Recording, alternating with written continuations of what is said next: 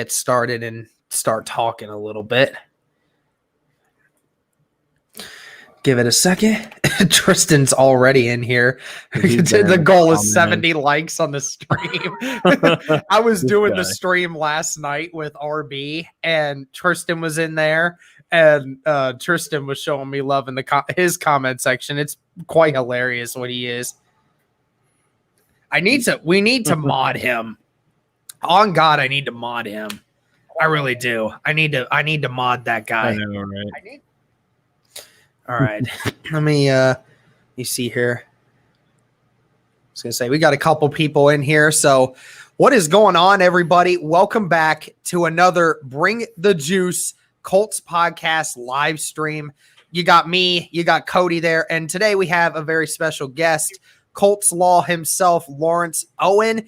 You may remember Lawrence from earlier this offseason, did a little bit of film study for our channel when we were in the middle of free agency. So it's good to have him on. Lawrence, how you doing today, my friend? Oh man, I'm doing fantastic actually.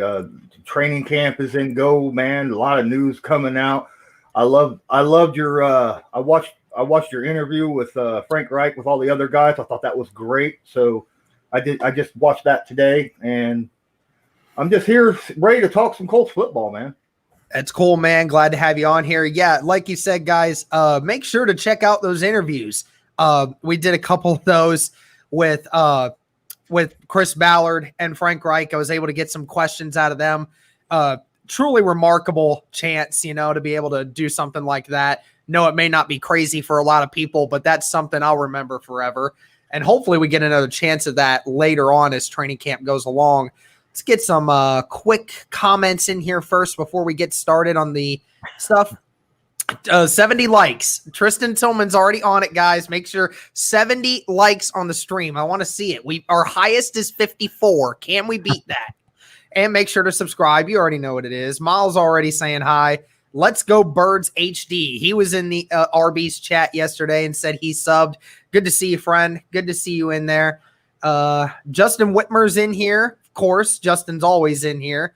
So, and how y'all been today? Been good. It's been really good. Let's see. Camel Wolf.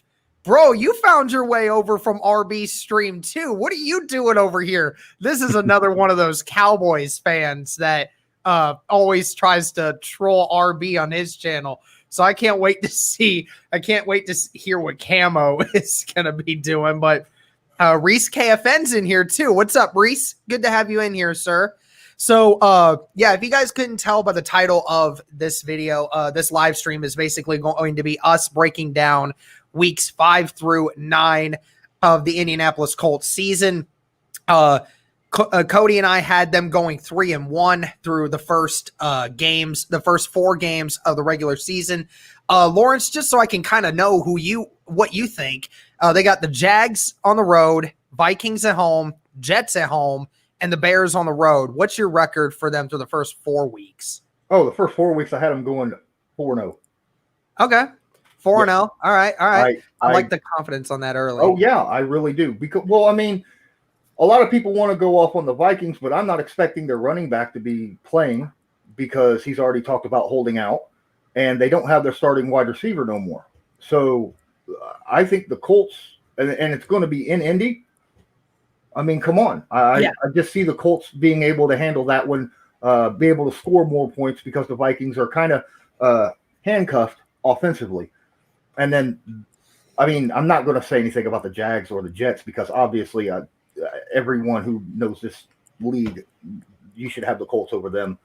And the Bears, great defense, but yeah. I'm not sold on either one of the guys that are possibly going to be quarterbacking for that team. So I got them winning over the Bears as well.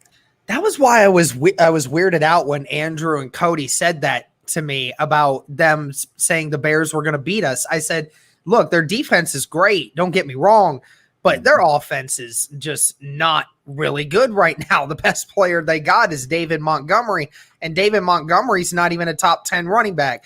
I'm not sold on their offense. So I was quite surprised that Andrew and Cody were so high on them. But guys, let's kind of get into the first game here. It's going to be the Week 5 matchup here from the Indianapolis Colts facing the Cleveland Browns in Cleveland in the dog pound. So you're already coming into, well, you would have thought a hostile environment, but obviously no fans really. It's just kind of how it probably is this year. But I'm looking at ESPN, guys, right off the bat. It looks here as though ESPN actually does not have us favored in this game. They actually give the Browns a 56% chance to win this game. So I guess people just never learn when it comes to the Browns' luck, but I'm not able to find a point spread on here. They must have taken that off, but yeah, guys. So first impressions here for this Cleveland game. Lawrence, what's first impressions here when you think about this matchup? Oh, I got two specific things I want to think about. Number one, what Cleveland Browns team are we going to be facing? Are we going to be facing the team that everyone expected to see last year until the locker rooms was just too much with the personalities and they didn't mesh well? Or are we going to be facing a team that is actually focused and working well with each other? Because those are two completely different teams. And the second thing that I really want to put out is last training camp. I'm sure you guys remember we hosted the Browns. We held them here, and there were like 5 fights, all started by the Browns, if I remember correctly. And the head coach was like, "Let the boys be boys," and this and that, and they were nonchalant about having the fights. And while Frank Reich's off to the side saying, "We can't have this kind of stuff. This is football, and we need to be more professional than that." I kind of see this as kind of a way for the Indianapolis Colts. Obviously, not your rookies or Phillip Rivers because they weren't here during that time, but those other players to actually kind of get back a little bit with what the Browns were doing during training camp last offseason. Cody, what's your immediate thoughts when we have to go to the Browns? Yeah, originally I had said this might be actually a loss, but I didn't. I factored in they would be going to Cleveland and there'd actually be like more of a home field advantage. But this, I think, out of any of these games, this is the most losable game, if that makes sense, or one of the most losable games of the year, just because Cleveland, like you said, Lawrence, we don't know what we're going to get. Like, they're very talented, but like, are we going to see the Browns from last year? Or are we going to see the second half of 2018 Browns? You just don't know. But I guess for me, yeah, it's tough for me to say a loss. So I think I'll go a win here, even though I've predicted a loss, in previous podcasts and whatnot. I think I'll actually go a win here because I think taking away the home field advantage will serve the Colts well. So I have the Colts competing really well. I think this is going to be a really good game, but I think the Colts can come out on top ultimately. So here's the thing, right? We had what we had from Cleveland last year. We had the issue of nobody denied their roster and what they were able to do. One of the most talented on paper teams in the NFL, no question about it. But the issue they ran into a bunch of times was the discipline factor. They led the league in penalties per game, and it wasn't even close. They averaged over 10 penalties a game through the first 10 weeks of the season. I mean, you cannot do that and expect to win games. You're going to stalemate drives every time, and you're just going to keep giving people second chances. I don't know if that's going to change this year, guys. Obviously, they got a new head coach this year, but I mean, does it really change that much though? I mean, Lawrence, do you think it changes, or do you think we're just going to see a still undisciplined Cleveland Browns team? I think they're going to be a little bit more disciplined. We've seen a lot of tweets coming out from a lot of the players like OBJ and Mayfield talking about how they're just wanting to put their head down, focus, and work, and not worry about what people outside their team is talking about. And that's something they should have been doing from the get-go, but they weren't that way last year. They let words get to them. I believe they'll be a bit more focused this year. The problem is I don't know if it's going to hold. What if the Browns start off 2-1 or 1-2 or 1-3? Then that's when you're going to start seeing the whole personality, everything start to creep back up that happened last year. Yep. So let's talk about some matchups here, because obviously there's a lot of interesting ones. We can obviously start with Cody. I want to ask you, what's a matchup or maybe two matchups that you're interested to see from this game specifically? One will certainly be that Colts offensive line versus the Cleveland defensive line. Obviously, Myles Garrett just got paid a lot of money. And you know what? I think they have some decent pieces on there. So, can the Colts, first and foremost, we know they want to establish the run right away. So can they do that? Can they protect Phillip Rivers against a guy like Myles Garrett? I guess that'll be one matchup. And also just, the kind of the revamped Colts cornerback group up against this Cleveland wide receiver core. That's very, very good. Very, very talented. I will be intrigued to see that matchup and kind of gauge to see, this will be one of the toughest matchups, I think, for the secondary. Can they do their best? I guess it'll kind of be a measuring stick for Xavier Rhodes, Rocky Ascend, some of these younger guys. That'll be a matchup I'm really intrigued in watching. Lawrence, any potential matchups here that you're really intrigued about? Well, Cody hit it on the head for the whole cornerback thing. I think Xavier Rhodes versus OBJ is going to be a big one to watch. You see a lot of I did a film breakdown on Xavier Rhodes as well, and I noticed that when he was healthy, he was able to hold down some seriously good receivers, guys like Tyreek Hill, guys like Julio Jones, to minimal receptions, minimal yardage, no touchdowns. But that's when he's healthy. The last couple of years, after the first few weeks, he started getting injured, and that's where you started to see his production start to wane and people be able to get open on him. So I want to see Xavier stay healthy and see how well a healthy Xavier Rhodes holds on. Well, not necessarily holds on, but, able to handle a very talented OBJ. Yeah, I mean, we know the history between those guys. They had some beef with each other back in when OBJ was back with the Giants and Xavier was still in Minnesota. There were some times there, but yeah, I think one of the few that I'm interested in is how does this Colts team slow down that rushing attack of Cleveland? Because I mean, Nick Chubb's the real deal, man. Second best running back in the NFL last year, second most rushing yards. And I mean, he is just a game wrecker. He's one of those guys that can do it all. And that really concerns me because, this year I'm a little bit more comfortable with it because I like guys like Bobby Okereke and Darius Leonard on the edges that can keep Chubb from really getting up the field a lot quicker than what he normally does. But yeah, I think the ultimate thing that I want to see from this game is what Baker Mayfield do we get? That's the ultimate question here is what kind of Baker Mayfield do we get? Because last year they obviously had the issues with him being consistent and getting sacked all the time. I mean, they did improve their offensive line this year. Correct me if I'm wrong. They did get Jack Conklin, didn't they? I was going to say, I think they did. I think they got Jack Conklin for their right tackle. They obviously drafted Jedrick Wills Jr. for their left tackle position. So they made improvements to that offensive line. And then obviously they added another weapon and Austin Hooper. Who knows if we're going to see David Njoku there anymore because Njoku said he wanted to be traded, but it doesn't appear to be that he's going to be traded. So ultimately, guys, the big question for me on that is with what kind of Baker Mayfield are we going to get? Is he going to be what we saw his first year, or are we going to get his second year? I don't really know. But I do want to ask score predictions because obviously those are fun.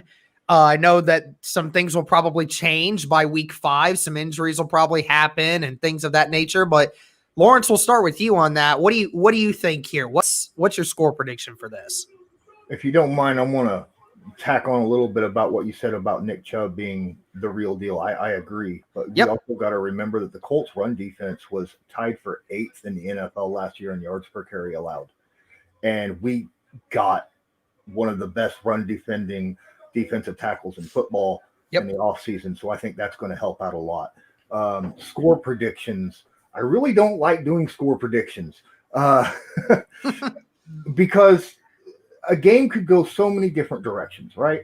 But I really do see this game as being something that could be very high scoring. I could see the first team to 30 winning.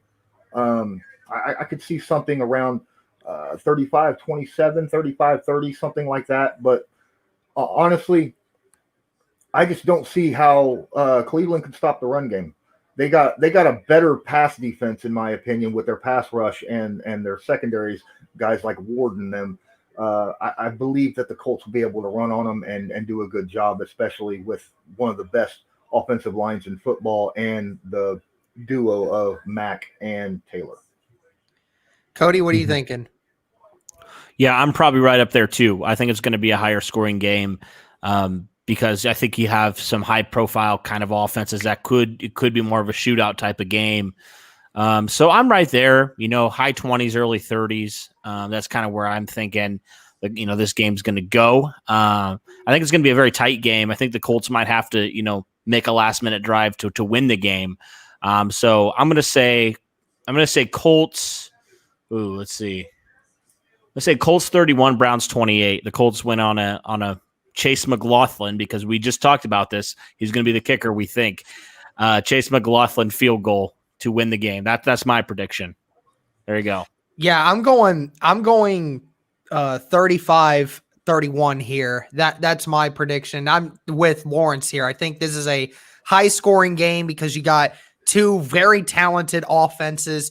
Yes, these defenses are talented, but it's only going to be still at the beginning of the season, and defenses are going to struggle early on to adapt to offenses due to how little guys have been able to get on the field this offseason with everything that's been going on. So I think it's going to be a high scoring one, 35-31 Colts. So we all have the Colts winning this one.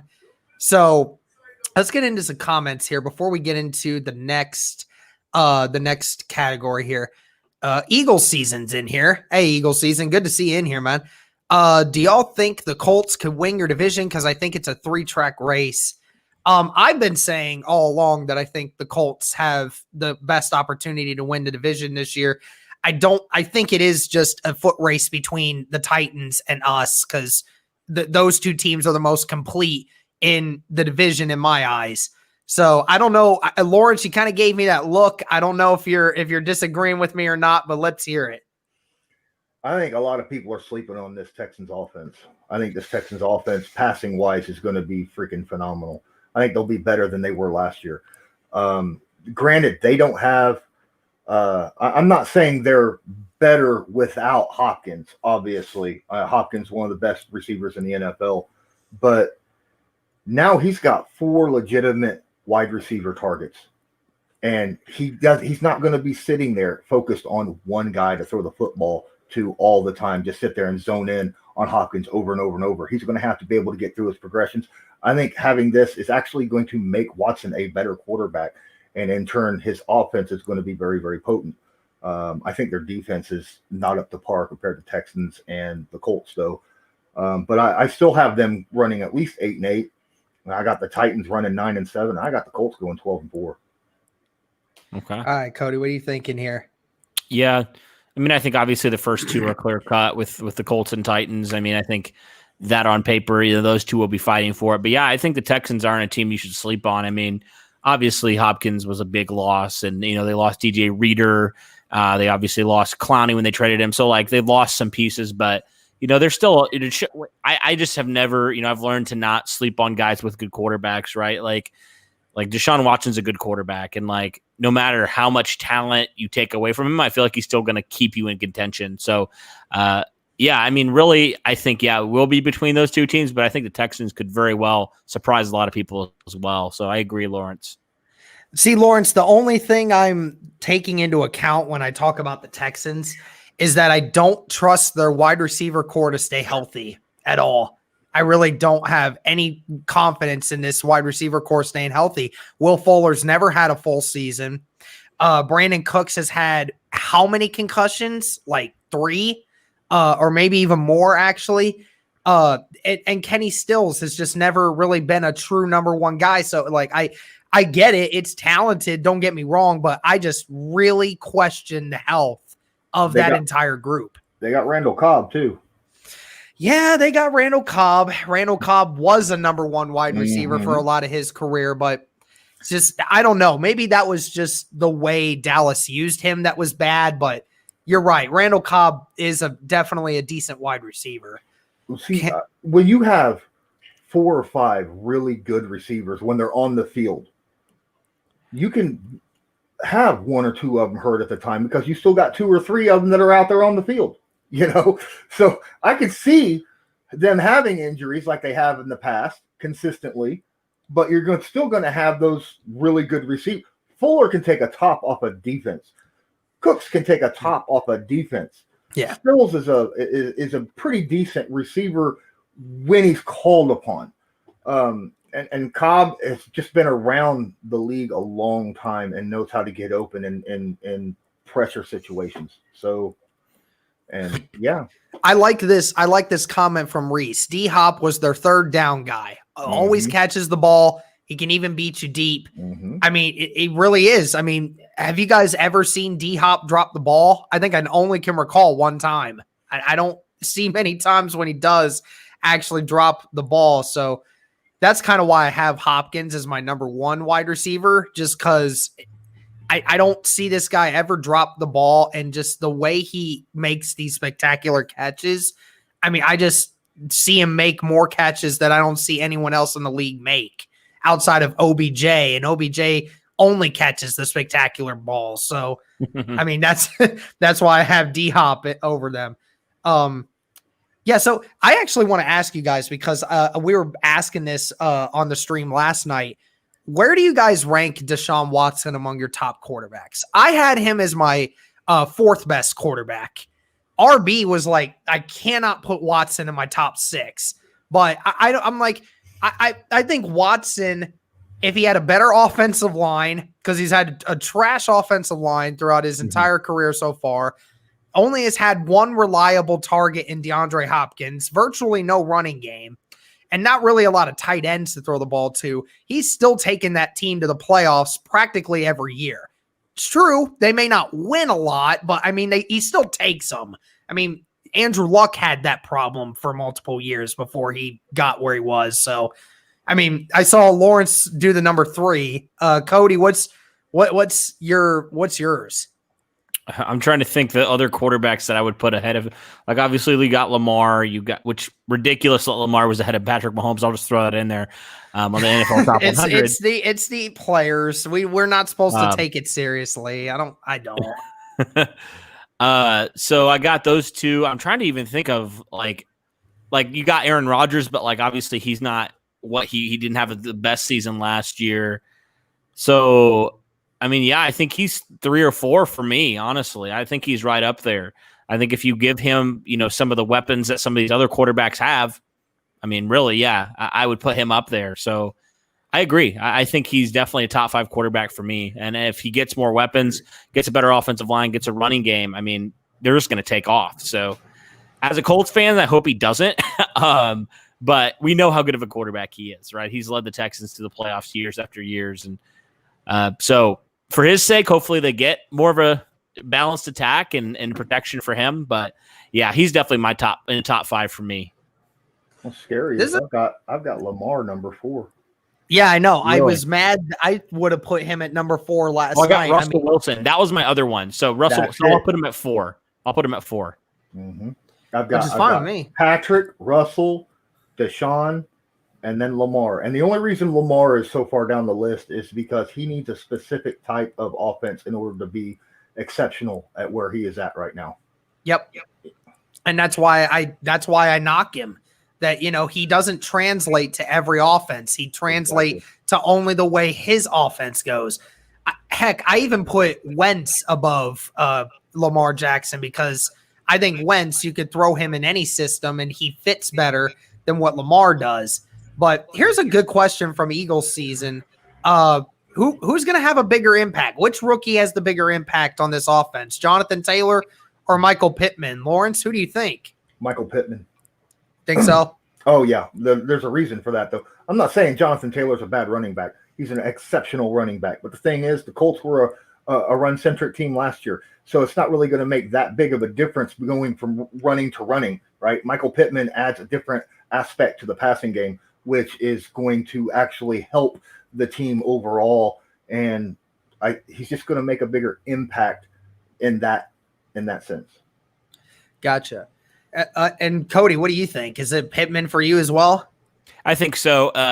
Based off of what Lauren said, and also I think Michael Pittman's going to get more of a chance to get more targets with Phillip Rivers, and Jonathan Taylor is going to be handcuffed by Marlon Mack. I mean, they're 1-1 punch, like Sirianni said. So as good as Jonathan Taylor is, year one, I don't think he's going to have a bigger impact. Now, he may add some stuff. He's obviously going to have an impact, but I think Michael Pittman definitely has a chance to lock down that number 2 receiver position and really have a good year with a quarterback that we know is very receiver friendly. So I definitely say Michael Pittman as well. Yeah, I like this comment from Reese KFN here. Pittman will have a bigger impact, but Jonathan Taylor, I think, will have a better season. That's quite possible. I mean, when you're talking numbers sake, but different numbers for different positions have different values. So it's all about how you do that. But I actually have to go to this real quick. Reese KFM with the $1.99 donations. I love both of your channels, Colts 12 and 4. Thank you, Reese KFN. Appreciate you, man. Appreciate you again, man. My boy Reese in here, always showing love. Love this guy so much. He's always in here. Let's go back to some of these. And Reese, thank you for the donation. Tristan, Colts 40, Browns 14. All right. Reese 31. Probably not that big of a blowout, unless they are the same team that we saw last year where they fumbled 3 times. The only way the Colts could beat the Browns that bad is if they pull a Patriots where they fumbled on 3 consecutive plays, and then that would probably happen. Reese KFN 31-17. Justin in here saying 35-28. Decent. And then Camel Wolf, Colts 28, Browns 24. Nomadic Brian saying hot rod to the bench. It's quite possible. Let's get into a couple more of these and we'll go on to our next game. Eden's in here again. Eden, hi guys, love from Israel. Keep up the great work from Israel. Wow, that's crazy. We've been getting that a lot in here. A couple of guys from a couple different countries. It's quite crazy to think about. But let's go ahead, guys. Let's hop ship here. Let's go into week 6 of the NFL season here for us. And that means it's another home game here, and it's against the Cincinnati Bengals. So a very favorable matchup for the Indianapolis Colts. The Colts are a 71% favorite to win this game by ESPN standards. Let me see here. Yeah, and then obviously the talk of, Joe Burrow. Joe Burrow finally got signed. Where'd Cody go? Cody get dropped out? He didn't like me anymore. Okay. I'm sure he'll come back here in a second. But so Lawrence, first impressions of this matchup, because obviously they got Joe Burrow, a lot of crazy things happening with them right now. What are you thinking about this matchup? This is a complete and utter blowout. Think so? Yeah. Name a quarterback that was picked first overall that had a great rookie season last time. Now Murray did okay last year. He got rookie of the year, but it wasn't a great season, right? And they still finished with like 6 wins or something like that in his rookie year. Look, Joe Burrow might be the thing, might be the next great quarterback to come out of the draft, but odds are he's not going to have a good rookie. Even Peyton Manning, his rookie season, man, was awful, right? 30 interceptions and went like 2-14 or something like that. And he did not have a good rookie season. And most quarterbacks, when they're picked first overall, do not have good rookie seasons because they're picking first. That team is picking first overall for a reason, and that's because they have that many holes on the team. And just a few draft picks and a little bit of free agency is not going to fill all those holes. They have a good rookie wide receiver they picked. I love the pickup. But again, wide receivers are another position that do not do well generally their first year. Usually their second or third year is when they start to pick up.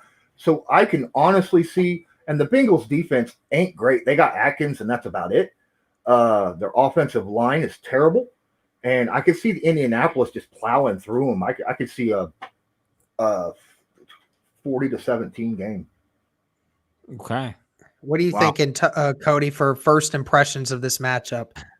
Yeah, I mean, I think the Bengals obviously not good last year. I mean, they have some talent, but I think especially on the defensive side of the ball, they're not good in any aspect. So I definitely think this is a chance for the Colts, to really pull away with this game.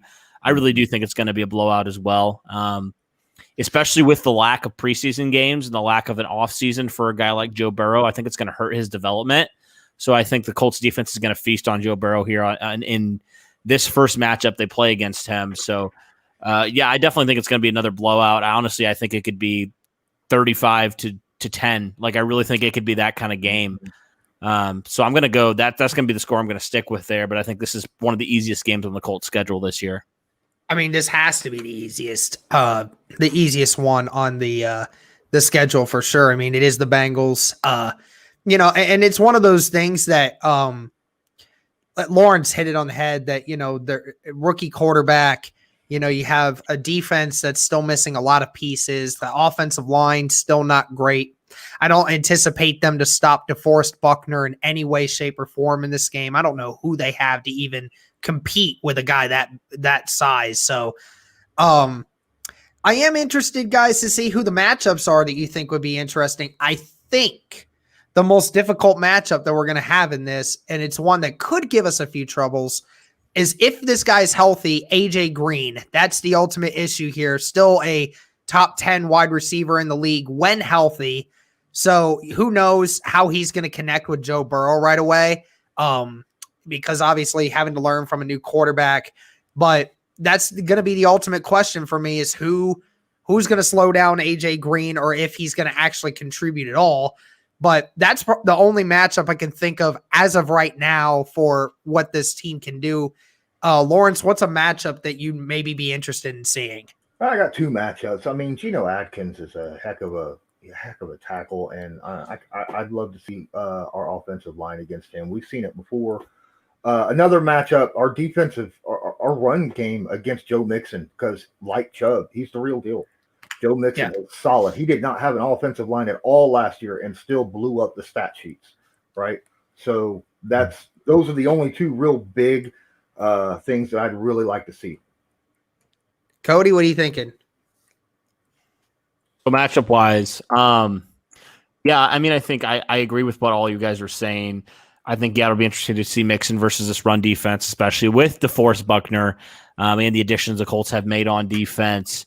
There's not a lot of like big matchups that I'm like, that we haven't already talked about, I guess. So I would definitely, I would echo those ones that you guys said. I think those will be the big ones that I'm looking for. I think it makes a lot of sense.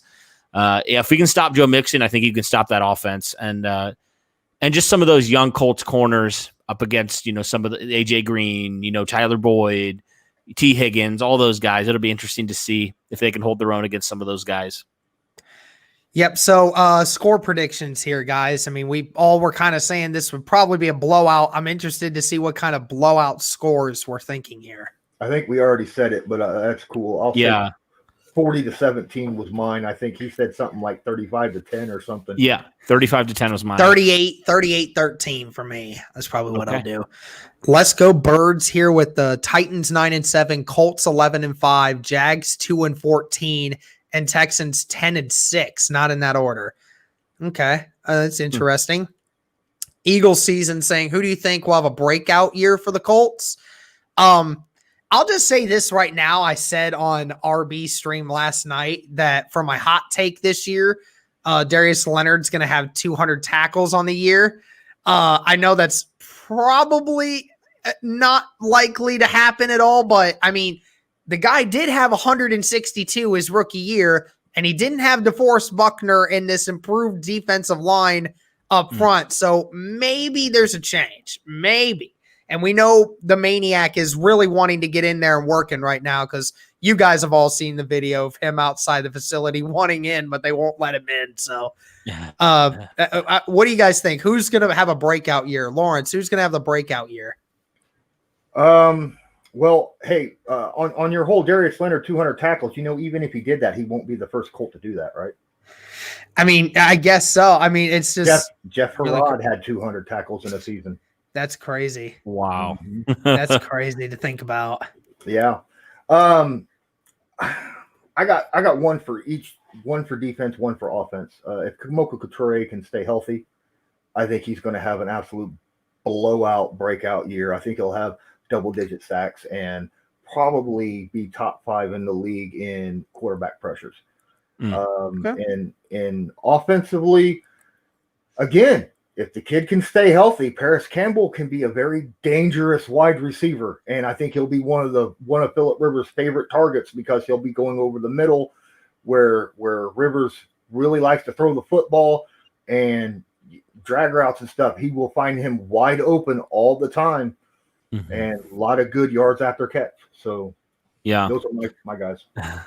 Man, Lawrence, you took my one on offense. I was going to go Paris as well. So I'll have to come up with another one, but I'll go defense. I'll go Grover Stewart, guy that's very underrated. Nobody talks about him, but like we have been very, very high on Grover Stewart. I thought he had a really nice year last year. He offered, a lot more in the run defense than the pass defense, but he still had 3 sacks. That's decent from the one tech. But I guess for me, for the offense, this is going to be interesting. I'm trying to think who I would. Oh, lost him again. He's going to have to fix that, but he probably will get his opinion when he comes back here on that. But it's connecting again. But who did I was just about to. Jeez, man, you got to stop cutting out on me, man. I know. But anyway, so for offense, since Paris Campbell's taken, I'll go Nyheim Hines. That's the guy we've talked about. I think he's going to have a great season with Phillip Rivers as his quarterback. I think he's going to, obviously we know how much Phillip Rivers loves his running backs. Austin Eckler last year had over 100 targets, had 90-some catches. So I think Nyheim Hines, he's been criminally underrated, I think, by the Colts offense. And I think he has a chance to break out for sure this year with Phillip Rivers. And Lawrence, I don't know if you saw our interview that we did with Zach Pascal. Did you see that one? I must have missed it. I'm sorry. Yeah, no, it's we did an interview with Zach Pascal last week, and we asked him, what's an expectation for him this year, and he said he wants to go to the Pro Bowl. Now, I don't necessarily know if that's what you necessarily think on that, but I mean, you got to love the optimism and the confidence from the guy, right? Well, I mean, you got to set your expectations high. Just like Darius Leonard, he wants to be an All-Pro every single year. He wants to break records every single year. You aim low, you hit low, right? Yep. So you want to aim high to hit high. And I'm really, I see Pascal as being the number 4 receiver, but who knows? Last year was the same situation, number 4 receiver, but ended up being the top targeted guy because of injuries. So, anything's possible. I love Derek's Grover Stewart hit, man. You got to remember all the stuff that he did last year. He did on being like solely double teamed almost every play of every game.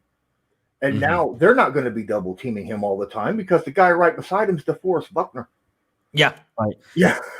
Yeah. Grover's going to get a lot more one-on-ones this year because you can't leave DeForest Buckner one-on-one. He's just too good. Yeah. This is a good one. Do y'all think the loss of Eric Ebron will have too much of a difference? I think Jack Doyle will step up and ball. I mean, you guys seem to forget that the Colts also got Trey Burton as another tight end option. I mean, I even asked Frank about this yesterday, and he said, I really like what Trey Burton brings to this offense. He's a great route runner, a guy that, is that Eric Ebron-esque kind of tight end where he makes plays down the field. His ultimate question is if he can stay healthy, because we know when he's healthy, he has that ability. So, I mean, yeah, Jack Doyle will have to step up, but I think Trey Burton can fit into that role nicely. I'm looking at Eagles season. How do you not know that Trey Burton's on the Colts? He was the guy from the Philly special. Yeah, I know. He ran that Philly special. It was funny. I asked him about Trey Burton, and Frank actually said, we might design a pass play for him here and there. You never know. It's like, that's such a great line. Like, yeah, you would say that, run the Philly special for it's the Indy special now. Okay. It's the Indy special. Throw it to Quentin Nelson, please. Oh yeah. Wouldn't that be awesome? That would be incredible. Even with Ebron having his Pro Bowl season, Jack Doyle still had more targets than him. So don't expect Jack Doyle to just drop off the face of the earth. I mean, he's still a top target, especially for a guy like Phillip Rivers, who absolutely loves his tight ends. And Jack is like the ultimate safety blanket. So really, I wouldn't worry at all about Jack. Let's see here. Eric Ebron leaving is a blessing. Huffman Payton on Twitter says, thoughts on Jacoby? I'm a Colts fan and thought he did pretty well before the injuries. I mean, he was doing pretty well before the injuries. He wasn't anything spectacular, but he was getting the job done week in and week out. But, again, after that injury, he was just never the same. Teams caught on to him. He was a little less mobile, and he got exposed because they now realized that he wasn't throwing the ball deep. So the deep ball was not a concern to any team we played. So everybody played up. So, I mean, Jacoby's a decent quarterback, but I mean, I don't know if I trust him leading the team forward. Jacoby was not able to throw the football deep after the injury because his plant leg was the injured leg, right? And that's a bad situation because he's got to put weight on that in order to throw a deep ball. And once teams realize, like you said, that, he's not going to be throwing a lot of deep balls during a game, they were able to creep up. And it's credit to the run game that they were still able to do what they were able to do when teams knew that we were going to be running the football anyhow. So, yeah, I like Brissett. I think Brissett has a lot of skills. I mean, obviously, against the Denver game, he showed you what he can bring, right? When he just left Von Miller sitting there in the end zone instead of getting a safety and rolling out and hitting T.Y. Hilton on a laser beam on the sideline, 25, 30 yards for a first down. He can do it when he's healthy. The only thing I didn't like about him was that he wasn't able to throw. He didn't throw receivers open, and he didn't lead receivers very well. That's the only real knock that I had on Jacoby Brissett. Mm-hmm. Who should start, Marlon Mack or Jonathan Taylor? It's an interesting one. Yeah. I think for me, I would say Mack will start right away. But I kind of envision it as like further on down the season as Jonathan Taylor gets more acclimated to the NFL level, I could see the snaps being more in Jonathan Taylor's favor, especially if he's a running back we think he could be after going for 2,000 yards back-to-back seasons.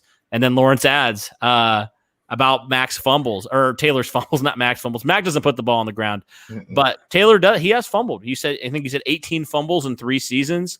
I got a little bit of an issue. Yeah, he's got a little bit of an issue starting on that, and we think that Tom Rathman can help with that. I mean, we've seen his running backs I think they put the ball on the ground like one time last year, so they don't fumble the football. But right away, I think that is a concern. I would definitely go with the guy that doesn't put the ball on the ground for sure with Mack right away. And I'm sure you agree with that, Lawrence. I think Mack early on would definitely makes a lot of sense. If Taylor can get his fumbling issue under control, I think then if he starts to continue to pop off, maybe you give him a little more of the snaps as the season progresses. I mean, think about let's go Jordan Wilkins, right? He leads the NFL. The NFL, all running backs in the NFL in yards per carry for any running back with at least 50 carries or more a season. And yet he doesn't get that many carries. Why? Because he dropped it twice in one season. 2 times in one season in his rookie year. And now he don't get that many carries. He got dropped off. Now, Jonathan Taylor is a different beast. But if he drops the ball a few times early on, you might see some of those snap counts of his start to wean back a little bit until he gets it taken care of. I hope that's not the case. I hope he's able. I mean, Tom Rathman, the two things that he wants most out of his running backs is ball security and protecting the quarterback, right? I mean, those are 2 things that he emphasizes consistently, pass protection and protect the football. So, yeah, you're right. I think that Tom Rathman absolutely can help him with the fumbling issues. But the problem is he's just now starting to work with Tom Rathman. So, how long before Rathman is comfortable with that? Yeah. Jack Adams in here. What's up, guys? Jack Adams, good to have you in here, sir. Good to have you in here. Eagles season, Malik Hooker can have a breakout year. Yeah, Frank actually said that he talked with safeties coach. I can't remember his name off the top of my head, but Alan Williams. Yep, Alan. Yep. He said that he really likes what Malik Hooker has done this offseason and what he's done outside of like what we've heard from Colts people saying that we don't know where Malik Hooker's head is. Their coaches have been saying the opposite. They said that his head's in the right spot, that he's been doing what he needs to do, and he fully anticipates him doing better going forward. Chief Sosa in here, 21-27 Colts. Not sure if that's exactly what we're talking about for the Bengals, but I mean, hopefully it's a little higher than that. But let me see here, see if there's. Oh, here's an interesting comment. Evers Vegas 224 Colts fan from Germany here. Love the podcast. Another country, man, and we're just, having a different guy listening. I appreciate it very much. I have a friend who lives in Germany, so that's cool to see that we got somebody there. Let's see here. Okay. All right, let's go into the Lions here. We got some interesting ones here. Well, first off, we have to mention that week 7 we have a bye. So ultimately that's what happens there. So decent timing on the bye week. I just only wish it wasn't between the Bengals and the Lions. I really wish that the two easiest opponents on our schedule, the bye week was not right there. If it would have been switched with this next game after this one, then I would have been fine with it. But no, NFL didn't want to give us that much of a break. But here we go, guys. Week 8. The Colts are facing the Detroit Lions. Take a short trip up to Michigan into Detroit at Ford Field.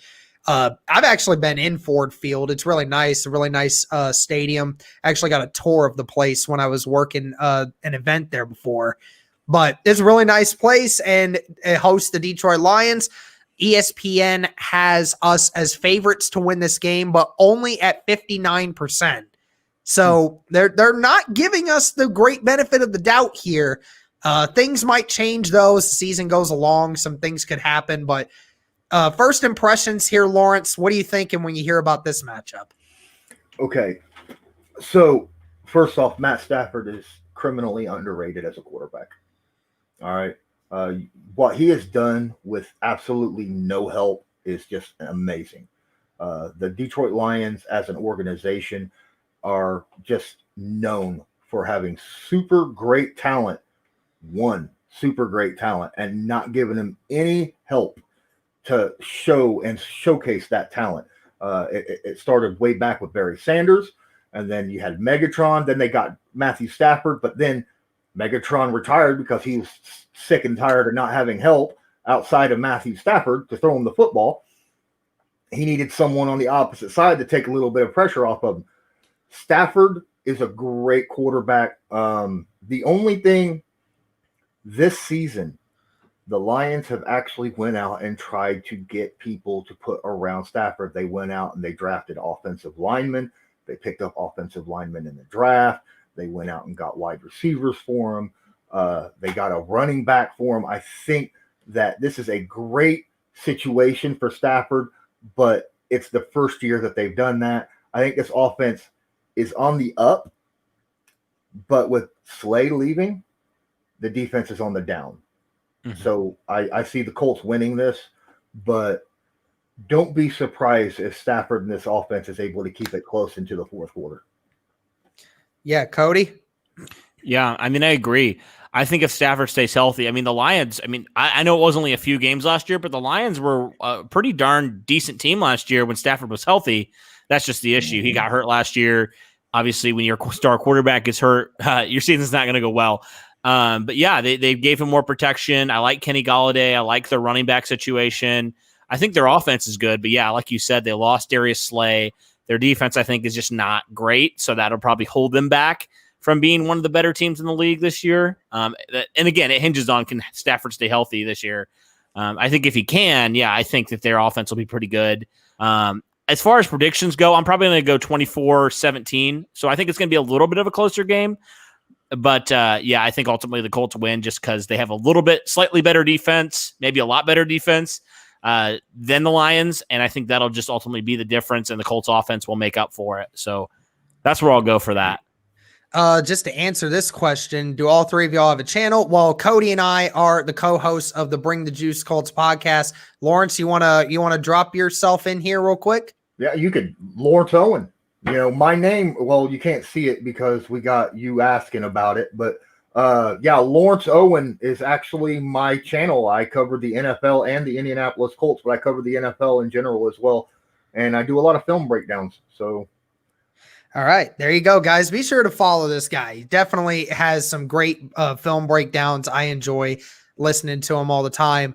So for this matchup specifically, and the one matchup that I find is the biggest question for me is who's going to slow down Kenny Golladay. Kenny was actually PFF's number 4 rated wide receiver last year. So people kind of forget that he was a diamond in the rough when it came to this offense. They had some questions, but Kenny was a phenomenal wide receiver last year. I think he was actually, if I'm not wrong, like second or third in yards after the catch. So he's got that ability. And I think he's really starting to show himself as the true number 1 wide receiver in that organization.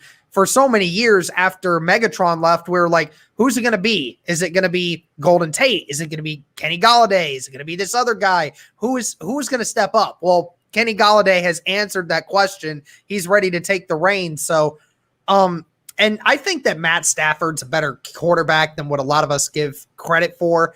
I've been one of those guys that has constantly ripped on him for many years.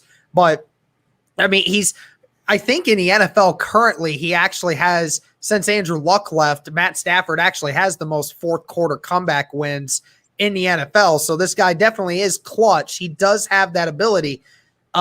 You just got to get the team around him built better. And, I think they're getting closer, but they still got a long ways to go. But my biggest matchup for this is Kenny Golladay. Who's going to slow him down? That's ultimately what it is. Lawrence, you got a favorable matchup here?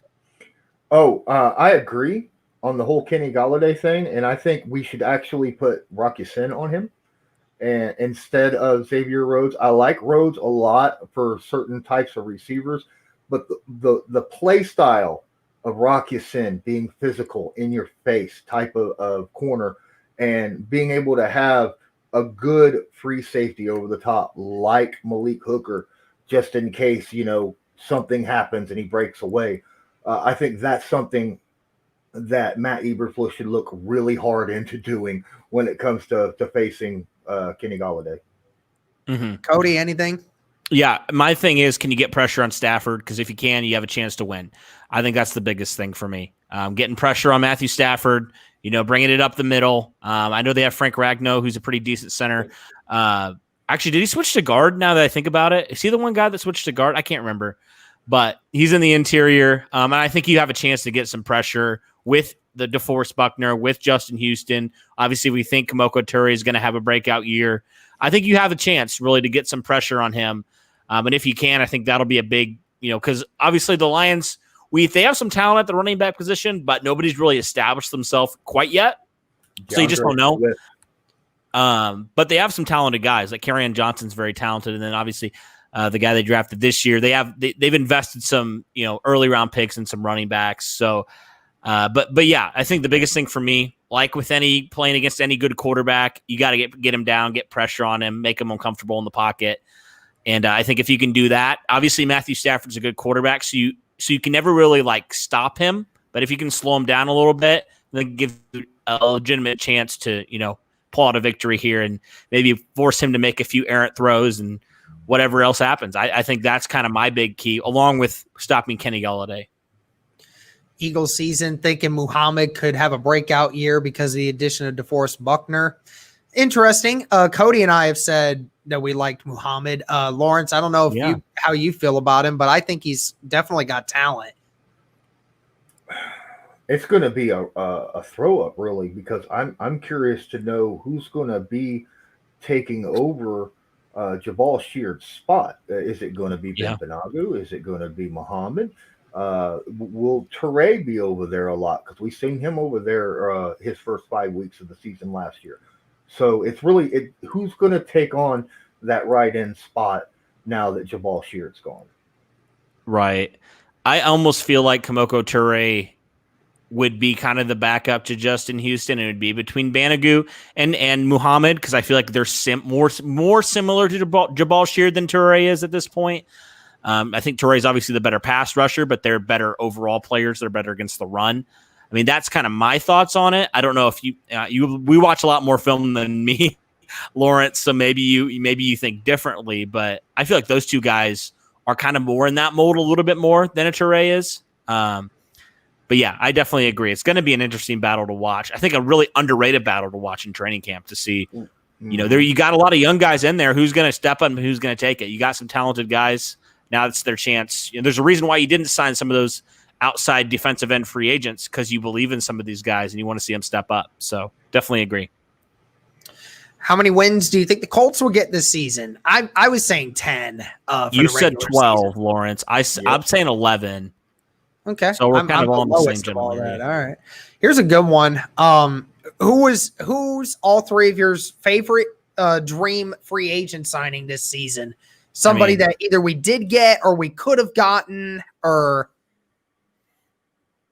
Buckner. Buckner is a really dang good one. I would have loved really for a free agent for Chris Jones.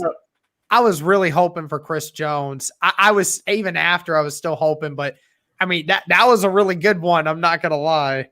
I was actually holding back, like crossing my fingers, going, can we give Bill O'Brien a Big Mac and a large fry for Watson? You take it, man. I would take Watson in a heartbeat. True. Yeah. Let's see here. What do we got? What do we got? I'm trying to think of anybody else that I would want. There wasn't really a ton that I necessarily loved. I would have liked to get Byron Jones, but he costed so much. It's I don't know. Darius Slay. I would have liked to have had Darius Slay. Yeah, Darius Slay would have been nice. He's on the Eagles, man. That Eagles defense got a really good one there. Yeah.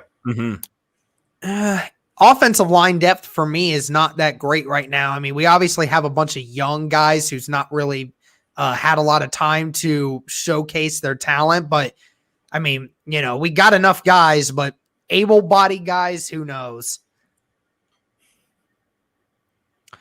Let me see here. Keep thinking here. Saying, I don't think the Colts get talked about enough like the Eagles, and that's why I like them. Yeah, we're the small market team. It's exactly why, things happen to us that seem unfair, because we're a small market. We only get talked about when, we start beating up in these bigger markets. Eagles season, first time on this channel. I really like it. Glad to have you here, Eagles season. Really do. Let's see here. Should lose to the Lions. Colts 27, Lions 17. I guess that was something we didn't actually talk about. I know Cody said 24-17. I don't know if Lawrence gave yours or not.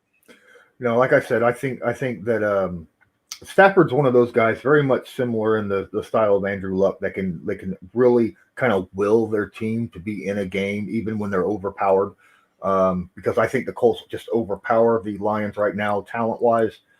But Stafford is one of those guys that he'll bring it into the fourth quarter until the Colts start to pull away in the fourth. I'm seeing somewhere around being that the Lions defense isn't very good. I could see the Colts scoring 30 and the Lions getting 21. I'll say 31-21. That's me. Miles Bryant, Colts 24, Lions 10. Justin coincidentally has the same score. Tristan's back. All right, thank God we got our unofficial mod back. Lions look like a good roster if healthy. That's true. ESPN only gives y'all 59% chance to win. The Lions, the disrespect. Yeah, tell me about it. But we'll keep going. It says we're at 22 likes now on the stream, so that's good. That's not 80. It's not close yet, but we're getting there. 17-35 Colts with 200 rushing yards in that game. All right. I mean, I don't know what the Lions did defensively against the run last year. I don't think they were necessarily great, but actually, they were tied with Indianapolis at 8th for yards per carry allowed. Oh, okay. Okay. Interesting. All right. Okay. Let me see here. Nomadic Brian Lawrence does have great breakdowns. Yep. One of the best in the business, man, when it comes to Colts and other guys, man. He does really well. Eagle season already saying he's sub to you, Lawrence. So there you go. You got another guy. Thank you. Justin says, Lawrence, I loved your Eason and Taylor film breakdowns. Eagle season, you think Jacob Eason will be the Colts franchise QB of the future? I'll let you guys talk about that. I think he has the chance. I love his arm talent. I absolutely love his arm talent. He can make any throw if he's standing still. Once you get pressure on him, make him move, he's got a lot to work on in that area. Now you got to remember he's only been a starting quarterback for 2 seasons in college, right? So he's got a lot left to learn, and not just stepping up into the NFL and the speed of the NFL and all of that, but I mean he's just got a lot to learn in basics of quarterbacking. And I mean he's got 2 great ones right now, really honestly, to work with, because yes, Phillip Rivers is a great quarterback, but he's not going to teach you as much when it comes to throwing on the run. I think Jacoby Brissett is actually more accurate on the run than he is standing still in the pocket. So I think Jacoby could actually teach him a little bit this year in that department, but he's still got a lot to learn. And I mean, if he gets it down, absolutely, I think he could be a franchise quarterback long-term, but Chris Ballard said it best. He's a 4th-round pick. There's a reason he's a 4th-round pick, right? So don't get your hopes up too early. Yeah, exactly. It's just saying he's got time. He's got to go. He's just got some time and years to deal with it. Cody, what do you think for that? Mm-hmm. Yeah, I echo everything you just said, Lawrence. He's got some time, some things he needs to work on, which is, I think, honestly, the best situation for Jacob Eason to not be having to be a starter here, year 1, maybe even not even year 2. I think it's great for him. Obviously, we know the preseason's probably, without the preseason, it's going to hurt his development. I mean, Frank Reich even said it. It's going to hurt his development a little bit. But I think it is a great opportunity for him to learn from 2 guys who are kind of on the different ends of the spectrum in terms of Jacoby couldn't really throw the deep ball. He didn't want to throw the deep ball. Phillip Rivers is very fearless, thus all the interceptions last year. So it's kind of like you kind of got the yin and yang a little bit of both of these guys. And I think Jacob Eason has a great opportunity to learn how to, 1, protect the football, like Jacoby knows how to protect the football, and then 2, from Phillip Rivers, how to just be a pro. Obviously Phillip Rivers is a future Hall of Famer, we think, so he must have done something right in his career so far. So I think he has a tremendous opportunity. But yeah, I agree with you, Lawrence. Chris Ballard said it best. Let's not go crown this guy the savior. He's a 4th-round pick. Let's just let him compete and see what happens. I mean, they've been. They've praised him, obviously, but they've also said he has to compete with Chad Kelly for this spot. Now, I don't know how much validity you hold into that, but they're not just going to give him, the starting quarterback position. He's going to have to earn it if he really wants it. So, yeah, that's kind of my thoughts on Jacob Eason. He obviously has the talent. He's got a fearless mentality, but like you said, he's very young in his football career. Obviously, he's still pretty raw. He's got to develop some things, and he doesn't have to start right away. And I think that's a perfect situation for him. Mm-hmm. Jeremy Douglas and Arrowhead Sports in here. Good to see you guys. Looks like Arrowhead Sports is saying 12-4, 11-5, another 11-5 from Jeremy Douglas. And Justin Whitmer, Roosevelt Nix is my dream signing. What can I say? I love fullbacks. I mean, I guess. I mean, if you love fullbacks, then this is the one. This is what you wanted right here. It was the fullback to help with this rushing attack. Well, if you love fullbacks, then you love the fact that we have one of the best ever as a coach. So, right. That's right. Let's see here. Let me see. Justin Whitmer saying Pinter, Eldrin Camp, and Patterson are okay. Other than that, it's just he can't even say anything. So, Ew. Eagles season, I got to head out. I report on the Eagles. If you can, go check it out. I think I've actually already subbed to you Eagles season, I believe. So we'll have to check on that. Last thing here, guys, that we'll talk about before we get into our last game that we get into. Which Colts should have made the top 100? I mean, we obviously know Quentin Nelson made it at 29, Darius Leonard at 50, DeForest Buckner at 56. But was there anyone else that should have made it? I think Ryan Kelly should have made it. I think so too. He's good. Yeah. I mean, I wish Kenny Moore would get more respect. I came into the conversation you guys were having about Kenny Moore and how disrespected he is and how unknown he is. It's crazy. He's like the best slot corner in football and nobody talks about him. I think Kenny Moore maybe if he was more talked about, if he was in a bigger market, he might have got a chance to crack that top 100 because I think he's just that good of a player. Well, I mean, he did. I don't think he would have made it over this year just because he missed 5 games and he played 4 of them hurt. Yeah. So, I mean, but maybe this year. Maybe. I hope so. But yeah, Ryan Kelly, I agree. Yeah, Ryan Kelly definitely should have. All right, guys, so let's get into this last one here, and then we'll continue to go with some of this stuff as well. All right, last game, and this might be the most difficult game on the schedule for the Colts this season.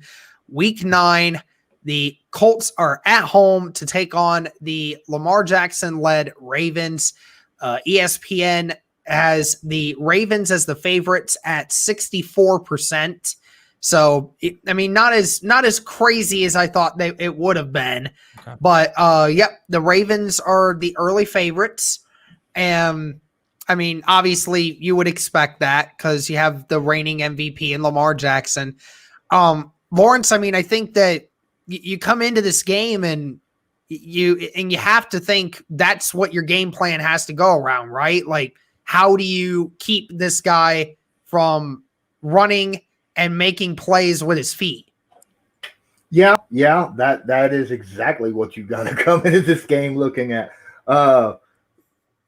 After week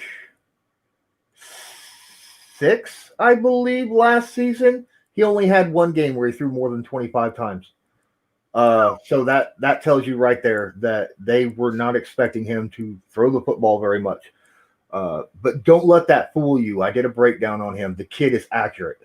Yeah, he doesn't go through his progressions very well, but and he does tend to stare his receivers down. But he's got a cannon for an arm, and he's incredibly accurate. So don't go around thinking that just because he don't throw it very much that he can't. But I think the Colts, their defense is built to handle a Lamar Jackson. They were basically built to handle guys like Deshaun Watson, right? Mm-hmm. And now Watson doesn't run the RPO like the way Lamar Jackson does, but it transferred to Kansas City last year, right? The defense, the way they're built to handle Deshaun Watson scrambling quarterbacks. You have a lot of speed on the edges and at linebacker. And what you need to have is a spy on that quarterback at all times. Mm-hmm. And we've got guys that can do that. Last year, we had Bobby Okereke running spy. We had Kenny Moore running spy. Yes, that's right. Kenny Moore ran spy against Mahomes. This year, hopefully, Darius Leonard will be healthy for the big matchup because last year he wasn't there for the Kansas City game. Hopefully we'll have Okereke, Leonard, and Kenny Moore, all 3 for this one, and they'll be able to switch out who's spying him, right?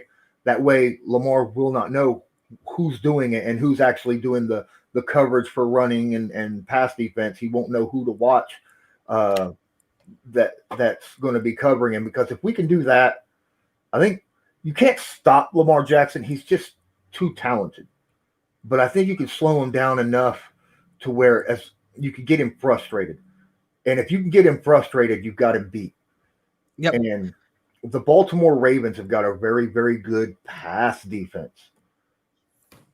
But they can be had on the ground. Yeah. It's funny because, I mean, we saw that in the Tennessee Titans game. Mm-hmm. Lamar had 400 yards of offense. So he put up insane yardage, but that never translated to points because in the key moments, they shut him down on those fourth downs that stopped drives, and they kept him from getting in the red zone. I mean, that's ultimately what you got to do. Like I said, I don't think people fear Lamar Jackson's arm. Obviously, he's accurate, but I don't think people quite accept his decision-making just yet. I don't think he's quite there yet. And we all know, and that's the thing. You want to try to keep him in the pocket. The more you can keep him in the pocket, that's the thing that you can do to help that team out. And obviously, DeForest Buckner being there obviously helps. He pushes the pocket from the inside, forces Lamar to try and bounce outside, even though he may not be able to with the defensive ends we have. So, it's a nice situation. I mean, Cody, do you have a matchup here that's of any interest to you? I mean, yeah, obviously, the Ravens, they have a pretty good running game without Lamar Jackson. I mean, Mark Ingram's a pretty good running back for you. You added J.K. Dobbins. So they have a few good guys. I think that'll be interesting. The Colts obviously have a really good run game. We think it's only going to get better with DeForest Buckner. So, yeah, I think for me, can they stop the running game outside of Lamar Jackson? I mean, obviously Lamar Jackson, we know, get a spy on him. That's obvious. But can they can they stop, that running attack? I think that's a big one for me. And then just how good that Ravens defense is. Can you move the ball on them? That's going to be tough. I really think that is something, it's overshadowed by Lamar Jackson, but shouldn't be something that should be counted out, is how good this Ravens defense is. So, yeah, that's mine. Lawrence, anything interesting?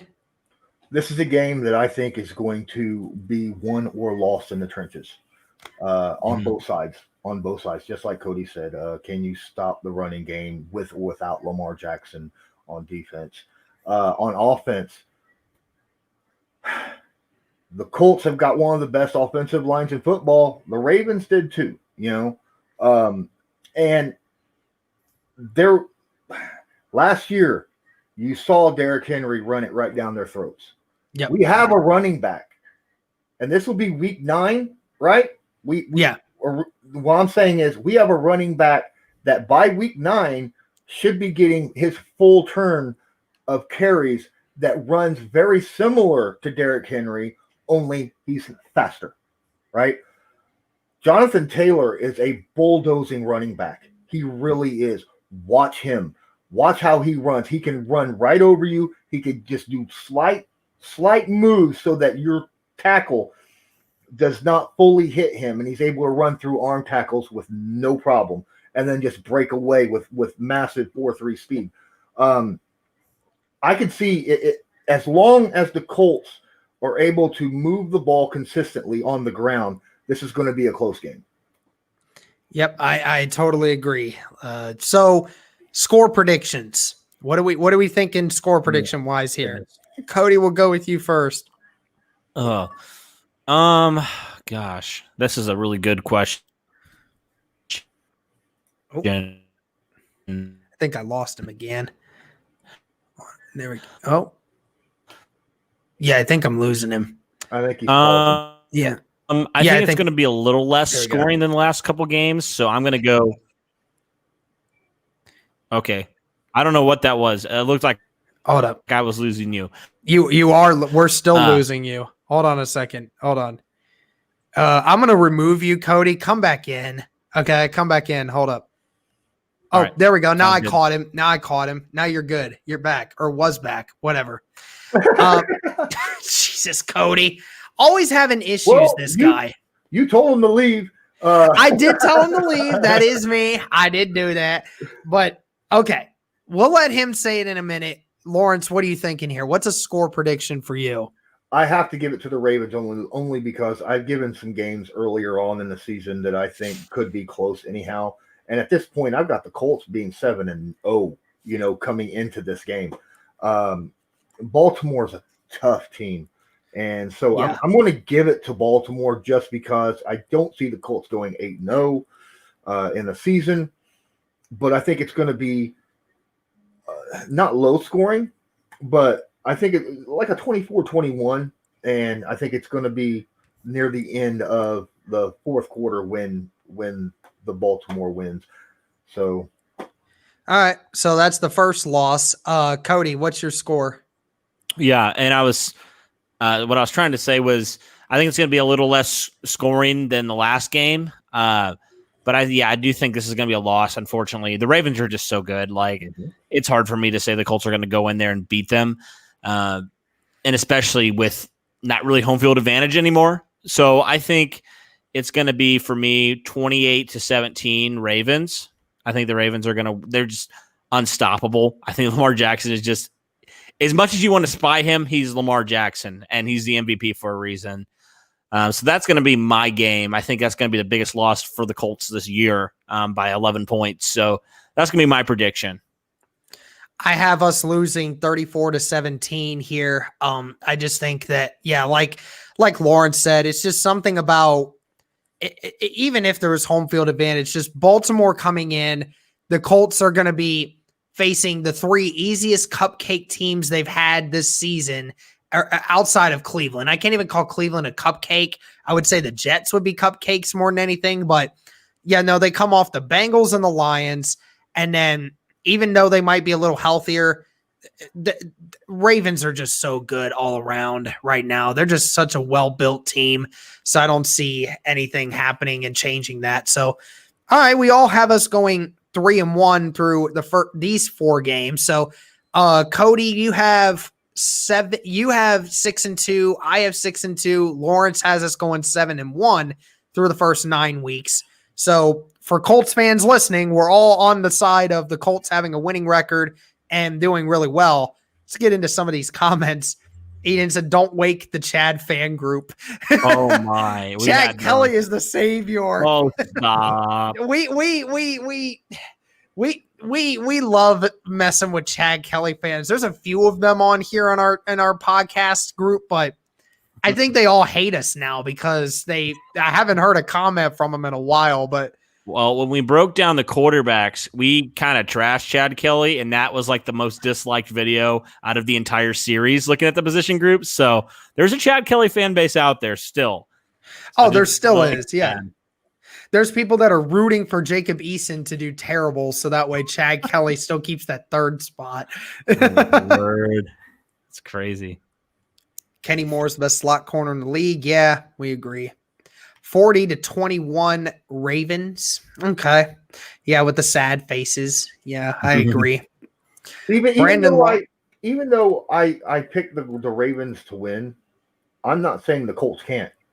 Right. I think the Colts have the talent and the personnel to beat the Ravens. I just don't see the Colts going 8-0 for myself, in that first half of the season. Yep. 12-4 because they have more talent now than the year before last at 10-16. It'll be close. Colts 31-28. I mean, honestly, for me, if the Colts keep it within a possession, that is a major win for me, even if they don't win. If they can compete with that top team in the AFC, they don't even have to win for me to be happy, honestly. The now less rivaled old Baltimore versus the new Baltimore team. Colts will have a tough time in this one. Oh, we got Harvey Davies in here. We will smash the Ravens. Taylor's too good for the Ravens. There is no stopping Taylor. I mean, and also the Ravens got J.K. Dobbins as well. I mean, they got a loaded group of guys that can run the football. J.K. Dobbins ran with the best of them in college. I mean, there was debate between J.K. Dobbins, Jonathan Taylor, who was the best one. My Buckeye bias comes out and says it's J.K. Dobbins, but we definitely got a good one in Taylor. With our winning streak, we'll smash them. You like to talk about history and that we always lose to the Jags. Ravens have never beat the Colts at Indianapolis. Okay.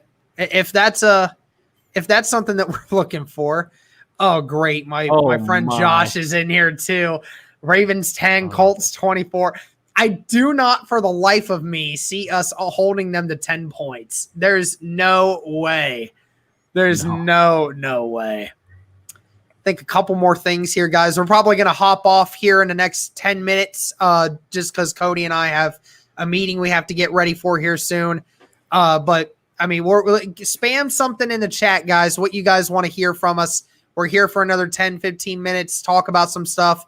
We got Lawrence here for a reason, guys. Bring him on. Ask him some questions, man. This guy knows his film breakdown. He knows his film study. If you think we will lose to Jags because we always lose, even though Colts are much better, well, Ravens have never won. Yeah, that's what also I'm afraid of, Lawrence, when I talk about us in Jacksonville. It's the first game. We never do well in Jacksonville. We saw the 2018 year where we didn't score a single point with that Andrew Luck-led offense, not a single one in Jacksonville. I don't think we've won in Jacksonville since 2014. So, for me, I have no faith in that game at all. I would like to say that we win, but I don't have faith in them. It's not the same team. I know, but it's it's always the outcome. It just always feels like it's that way. It's like the Patriots when they travel to Miami, no matter how bad Miami is, they always somehow beat them. It's crazy. Mm-hmm. Yep. My friend who's a Patriots fan, he's like, I don't understand. Miami can be the worst team in the league, and we can be one of the best teams. We go to Miami, we lose, and I don't understand how. And I feel like that's kind of how it's been with Jacksonville a little bit. Well, it's divisional rivals. These teams, the teams in your division know your team the best, so they're always going to bring, obvious game plans that's going to be effective against your team. Let's see. Give the Colts a win in overtime, 24-17.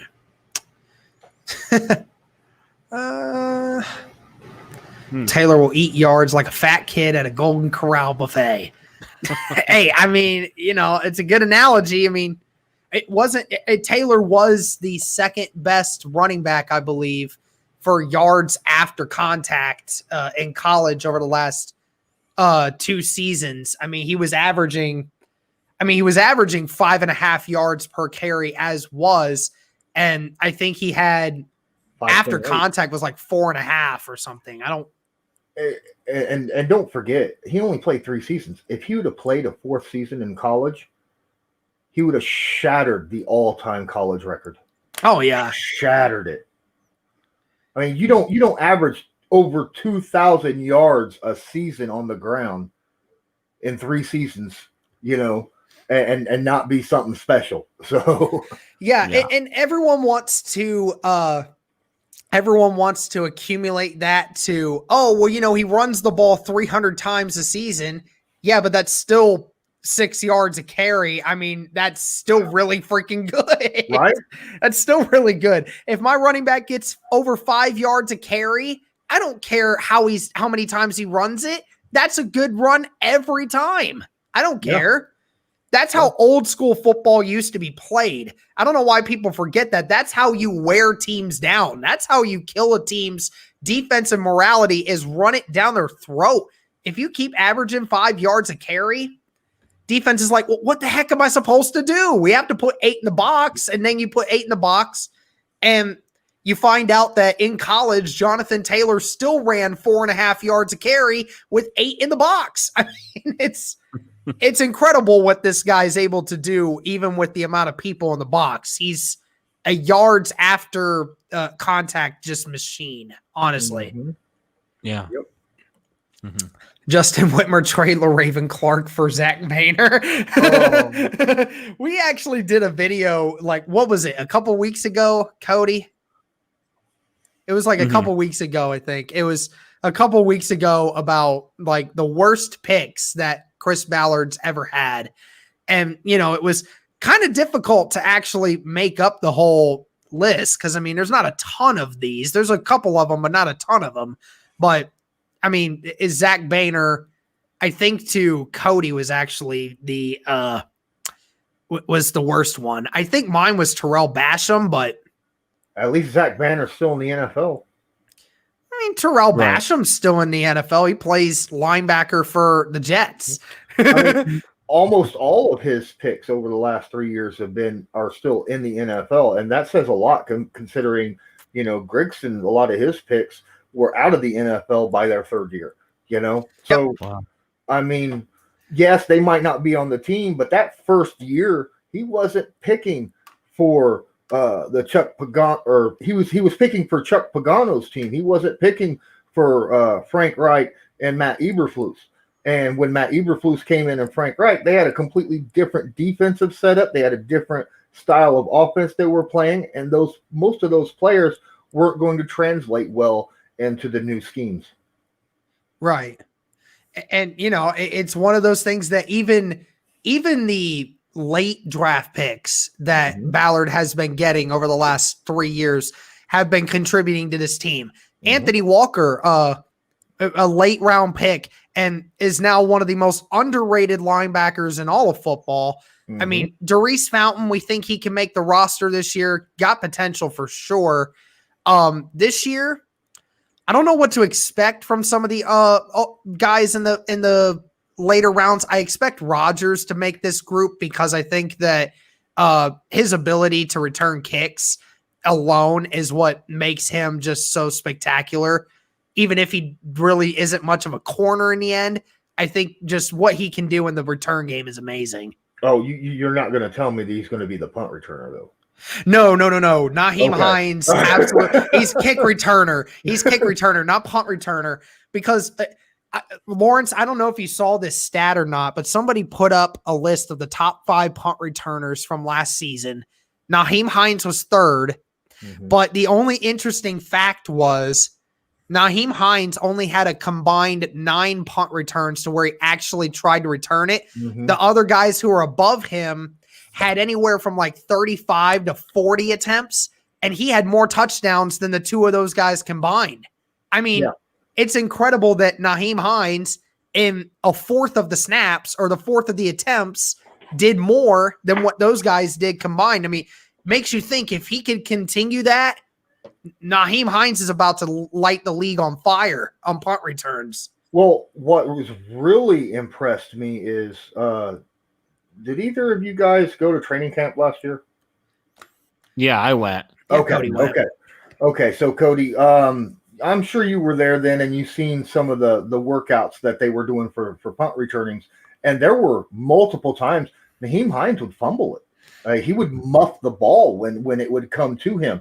He had a hard time fielding these punts, and apparently he worked on it through the season and got it down. He's explosive.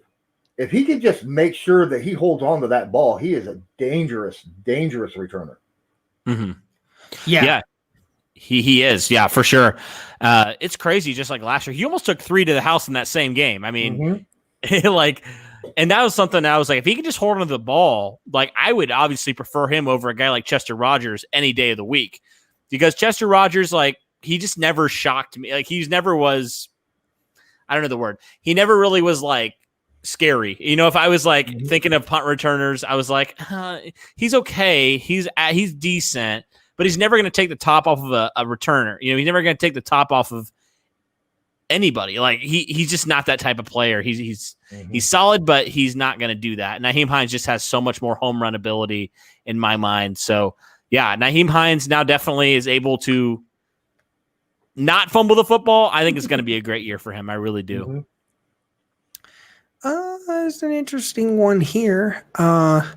Glasgow will make the roster due to his abilities on special teams. Yeah, I mean, the Colts executive said that's exactly why they drafted him, because, his ability to make plays on special teams. I mean, people seem to just forget that, it's all about offense and defense. No, some of these teams really pride themselves on special teams. And if you can do that, teams like the Colts will not hesitate to put you on this roster if you can do that. Oh, it's all field position, man. I mean, special teams are so important. I mean, a good special teams versus a bad special team is the difference between 20 or 30 yards on where a team will start a drive off. So yes, you need good special teams. Could Prescott give us a Super Bowl? No. Oh dear. No. I made a video about the Colts possibly going for Dak. I didn't say whether or not it would actually happen. I'm just saying, it could be a possibility. Go check my channel and look at my film breakdown on Dak Prescott. No. All right, so I think we're going to stop this here, but one last thing. Simone, your fan from Italy, is here. Smash the like button. Really cool. Glad to have you in here from Italy. It's really cool. Glad to have you in here. Yeah, guys, I think that's going to do it for us. Hour and a half here. Very productive here. Glad to have Lawrence on, and hopefully we'll be able to have him on for some more of these. Obviously, I'd assume that since the season's coming up soon, Lawrence, I imagine you're going to be even busier than what you already are. Yeah, but, I could still, if we can find a way to squeeze me into a few of your streams, I'd be more than happy to do so. All right. Well, absolutely. Thank you guys so much again for coming in. Really hope you enjoyed. Shout out to Reese KFN again for the donation earlier. Very nice of you. From Cody and myself and from Lawrence, go Colts.